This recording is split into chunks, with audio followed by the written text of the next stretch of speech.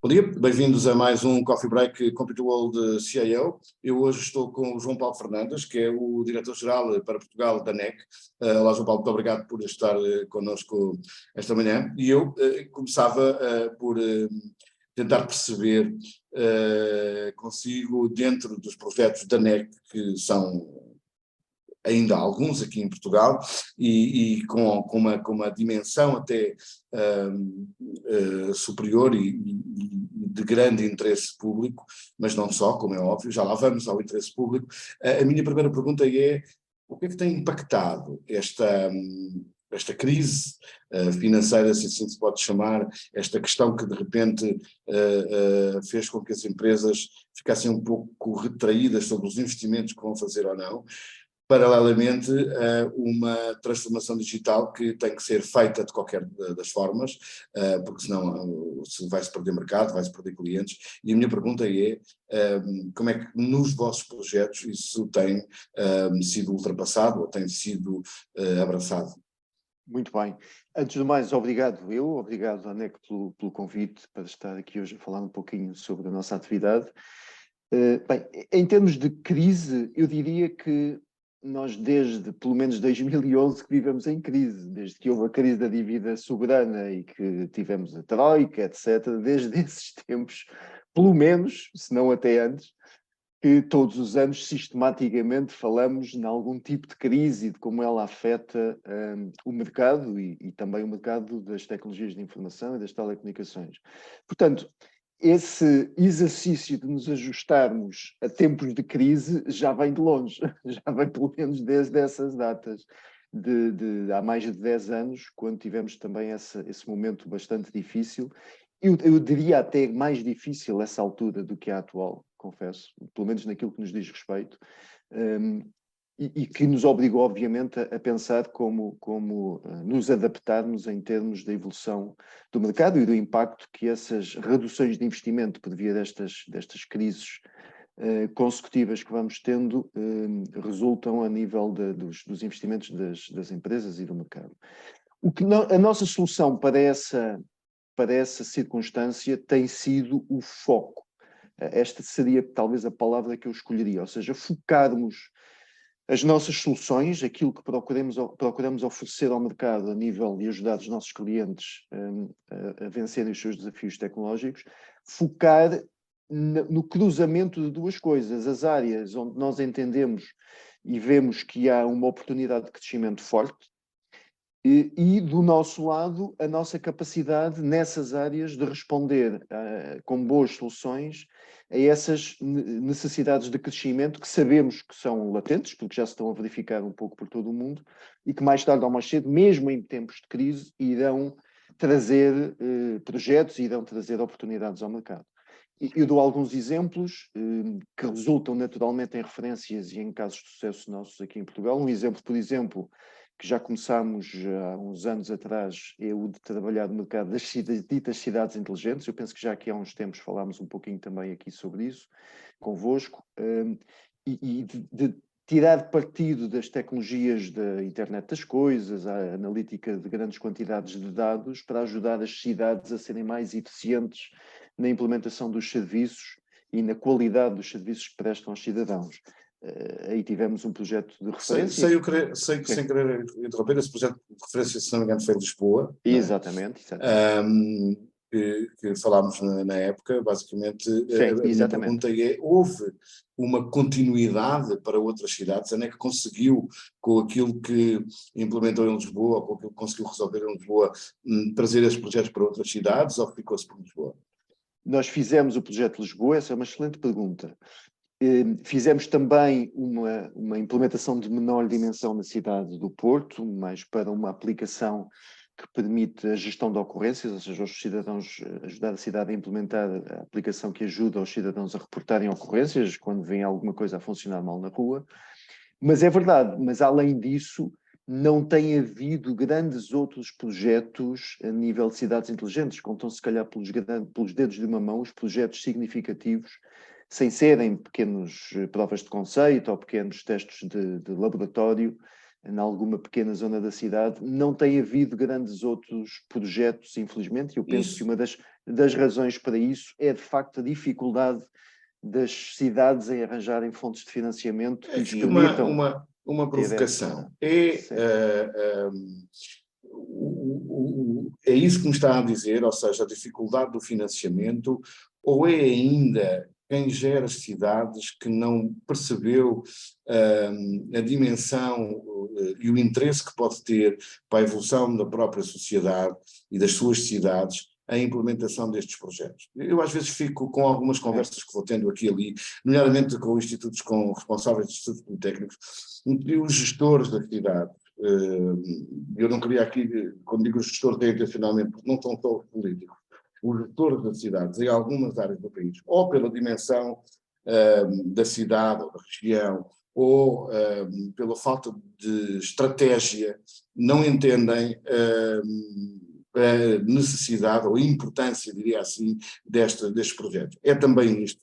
É também isso, é um misto das duas coisas. Ou seja, nós temos 300 e tantos municípios, portanto, nesses 300 e tantos municípios, o João tem um gradiente, ou seja, tem alguns gestores e até políticos em alguns desses municípios, uma pequena percentagem, que já têm uma excelente visão, portanto são pessoas mais visionárias, como em tudo, há sempre pessoas que adotam as tecnologias e as soluções mais cedo, e nós próprios como consumidores também adotamos, há uns que adotam mais cedo, outros mais tarde. Os municípios não são exceção. Portanto, tem de facto aí um gradiente de early adopters, de alguma percentagem pequena de políticos e gestores que entendem as vantagens destas novas tecnologias e as procuram implementar, e depois tem outros que são mais retardatários e que levam mais tempo a entender isso e põem outras prioridades à frente. Agora, para aqueles early adopters, a dificuldade de financiamento, excetuando estas cidades como Lisboa, Porto e mais uma ou duas ou três, as dificuldades de financiamento são de facto significativas, porque os municípios têm, e em particular agora nos últimos anos da pandemia, tiveram as questões de saúde pública, que tiveram que gastar muito dinheiro nisso, e portanto tudo isto tem atrasado um pouco a implementação de novos projetos de cidades inteligentes. Bem, e agora... Diria só para completar, pensando exatamente naquilo que me diz e olhando para outros exemplos lá fora de como isso foi resolvido, ou seja, sabendo que isto não é um problema só em Portugal, ou seja, em muitos países os municípios têm orçamentos pequenos, limitados, e têm alguns gestores mais visionários, mas muitos outros gestores menos visionários. Isso tem sido resolvido, olho aqui para o lado em Espanha, por exemplo, através de políticas centrais de financiamento e de procurar criar programas que privilegiem aos municípios a implementação deste tipo de projetos. Espanha é um excelente exemplo. Espanha teve um programa do Ministério da Economia espanhol que criou inclusive uma entidade chamada Rede.es, destinada a criar programas para a digitalização da economia espanhola e que definiu centralmente que um dos pilares da digitalização da economia espanhola seria a implementação de projetos de cidades inteligentes. E pôs fundos do Espanha 2020 por trás desse programa, que permitiu que hoje em dia tenhamos 40, 50, 60 projetos de grandes dimensões de cidades inteligentes em Espanha e que estão realmente a dar cartas, eu diria, até a nível europeu. Portanto, há soluções. Tem, obviamente, que haver aqui alguma coordenação entre um master plan, um projeto, uma visão de desenvolvimento económico que tem, obviamente, que ser dinamizada pelo Governo Central, não é só pelos municípios, e que depois seja coordenada a nível de financiamento e de criar condições de investimento nestas áreas aos municípios para que eles possam avançar. Isso ainda não foi feito aqui em Portugal. E deveria ter sido, mas pronto, seria outra conversa, seria do PRR, que seria uma tarde imensa. Eu continuo a ficávamos aqui o perguntar-me, resto do dia. eu continuo a perguntar-me, continuo a perguntar-me e não encontrar satisfação do ponto de vista da evolução do Estado relativamente ao PRR, mas isso é outra questão, eu nem conheço ninguém satisfeito. Não, falta-nos o tal master plan, claro. É o master plan que olhamos falta, para o curto prazo e falta-nos a visão de médio e longo prazo. Isso é claríssimo e acho que toda a gente está de acordo com isso. Toda a gente está de acordo. Muito bem. Entretanto, a NEC ganhou mais um concurso público que, do meu ponto de vista, tem aqui um grande interesse e uma grande responsabilidade, e por isso, se calhar, ter sido a empresa escolhida, porque em termos internacionais tem a capacidade e a dimensão, que é ser responsável pela recolha biométrica do cartão do cidadão, ou seja, conte-nos lá um pouco o que é a NEC, o que é que o projeto NEC vai fazer dentro do cartão cidadão e que mais-valia é que isto vai ter em termos futuros.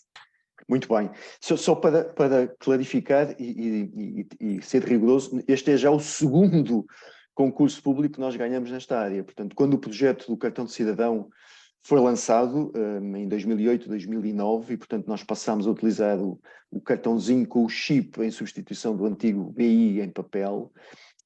Já nessa altura foi lançado um concurso público para ter a base de dados de impressões digitais que suportaria todas as impressões digitais dos cidadãos portugueses à medida que fossem sendo recolhidas em termos do projeto do cartão de cidadão. Portanto, esse concurso de 2008-2009 foi esse concurso público, já tinha sido ganhado por nós e, portanto, implementámos desde essa altura a base de dados que armazena todas as impressões digitais que cada um de nós, quando vai pedir ou renovar o cartão de cidadão, recolhe a nível dos quiosques onde esse processamento é feito, e depois há uma base de dados, lá está a tal base de dados que nós implementamos, onde essa informação de impressões digitais é utilizada e armazenada para cada vez que nós fazemos, por exemplo, uma renovação, seja feita a comparação da nossa impressão digital, da pessoa que está a apresentar-se para pedir a renovação, com a impressão digital que ficou armazenada quando o cartão foi emitido pela primeira vez, para verificar se não há ali nenhum roubo de identidade, se não há ninguém que se esteja a querer fazer passar por nós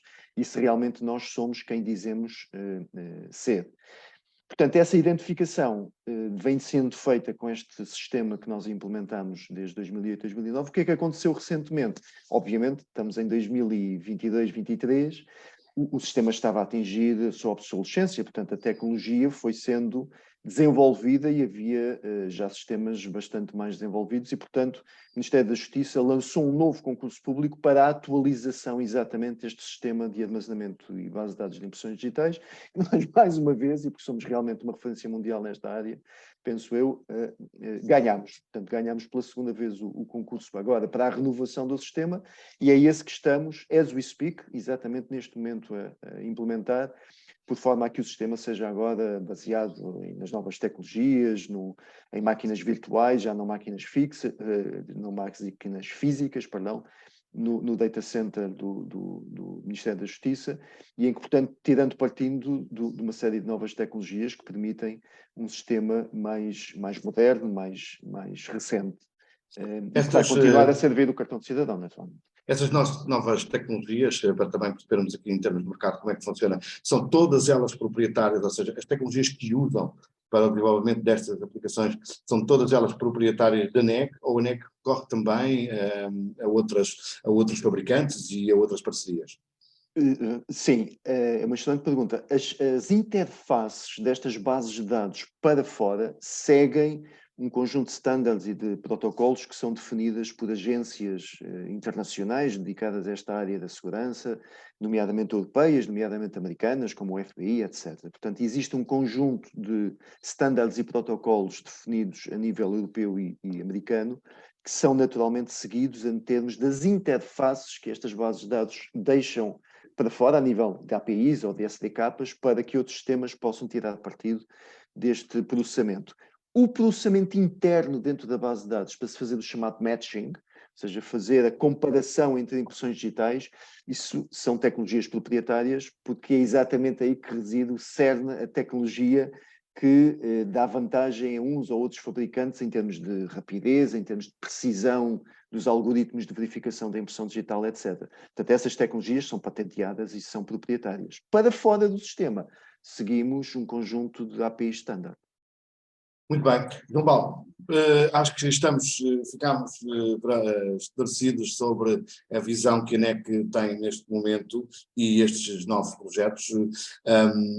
Eu gostava de uma próxima conversa já nos falar também de novos projetos de cidades digitais, porque Muito são bem. esses que eu acho que são importantes para a evolução, ou pelo menos que nos traçam aqui alguma abertura diferente. Talvez agora, com uma influência que os institutos politécnicos vão conseguir começar a ganhar junto da academia, possam ter aqui um método de pressão, sou eu a querer acreditar ou a arranjar argumentos para que se possa fazer mais em Portugal pela digitalização. Muito obrigado e até uma próxima oportunidade. Até uma próxima.